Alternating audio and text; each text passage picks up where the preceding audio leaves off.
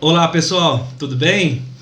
Eu fiz uma enquete aqui no Instagram e perguntei às pessoas que me seguem qual tema elas gostariam de conhecer um pouco mais, se é o inventário extrajudicial ou se é o processo de uso campeão. A maioria optou pelo processo de inventário extrajudicial, por isso hoje vamos falar aqui um pouco sobre esse tema.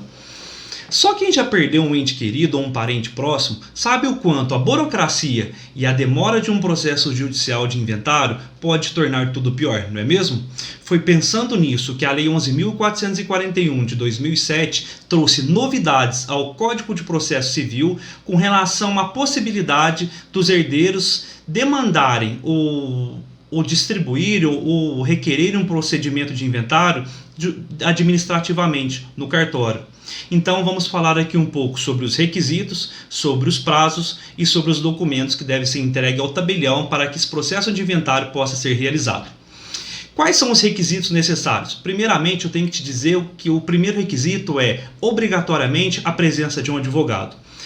Então é o advogado que faz esse processo e não o cartório? Justamente, é o advogado que busca toda a documentação, que faz a partilha, que confecciona a minuta e entrega pronta ao cartório de notas, que por sua vez colocará na escritura para que possa ser registrada no cartório de registro de imóveis. Então, de acordo com o artigo 610, parágrafo 2º do Código de Processo Civil, a presença do advogado é obrigatória. Tá? O segundo requisito, tem que haver um acordo com relação à partilha dos bens. Não pode haver divergência. Então quer dizer que a partilha daqueles bens deixados pelo falecido tem que ser de forma amigável. Tá? Então não pode haver discordâncias se um vai ficar com mais, o outro vai ficar com menos. Se for dessa forma, obrigatoriamente esse processo tem que ser levado à justiça para que o juiz dê uma sentença.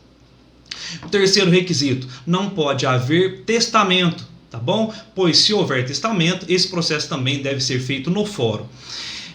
E o quarto requisito, não pode haver herdeiros menores de idade ou incapazes. Tá? Porque se assim for, esse processo também deve ser levado ao fórum para que o Ministério Público acompanhe de perto os interesses desse menor ou desse incapaz.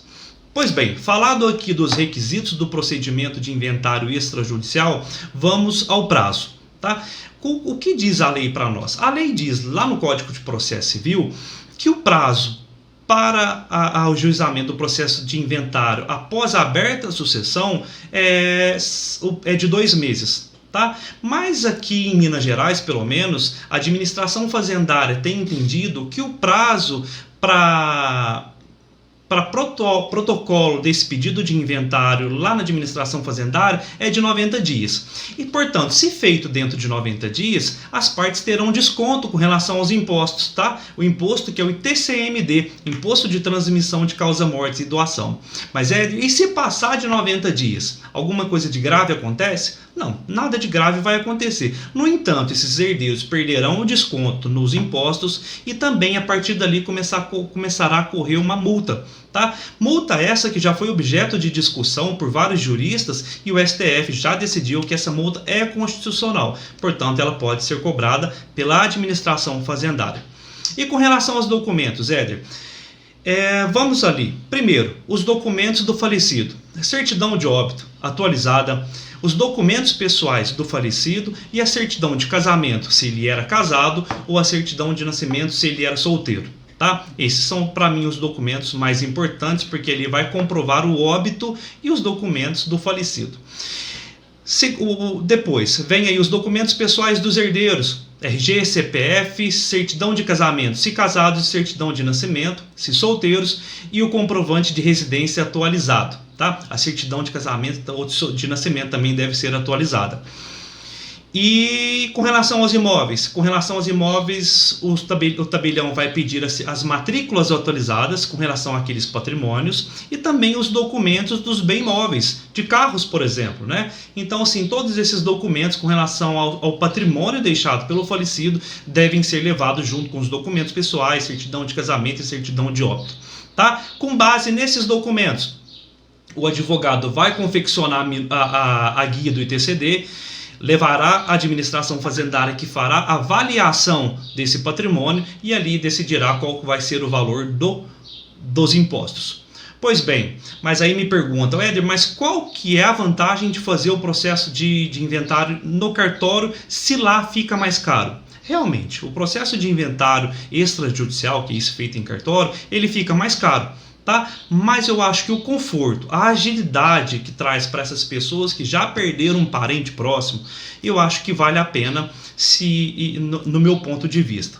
Mas assim, se as pessoas optarem a fazer pelo fórum, não problema nenhum. Aqui no fórum demora ali em torno de 1 ano, 2 anos, 3 anos até, e no cartório esse procedimento de inventário pode ser feito em 30 dias. Tá joia, pessoal? Eu acredito que foi assim uma informação breve, né? A gente poderia entrar mais em mais temas, mas o objetivo não é esse. Até recentemente um colega profissional aqui me perguntou por que eu não uso mais termos jurídicos nesses vídeos que eu gravo, e eu disse que justamente é isso, porque a minha intenção é trazer essas informações para as pessoas leigas, né? Não para as pessoas que já estão acostumadas com o mundo jurídico e com a legislação. Então por isso que eu falo de forma breve, rápida e de forma simples. Pessoal, se vocês gostaram desse vídeo, curta, comente ou compartilhe ou salve para rever mais tarde. Tá joia? Um abraço a todos e até a próxima.